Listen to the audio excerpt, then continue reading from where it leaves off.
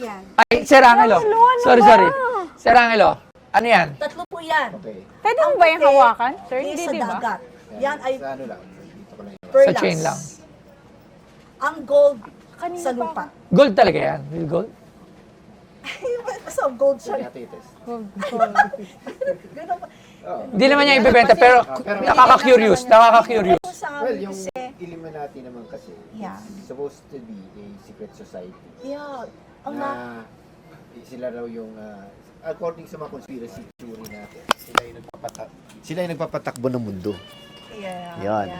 From the bankers, yung mga central banks, pag-aari nila, central banks ng buong mundo. Tapos kung sino yung mga presidente ng mga top na bansa, mga US, mga Russia. Member ng mga gano'n. Either member or sila yung naglalagay ng mga presidente na gusto nila. Yun. Tapos sila yung nagko-control ng mga world events. Yun yung sa conspiracy. So, very broad yung, yung sinasabi ng Illuminati. Kayo, sir, excuse me lang. Okay.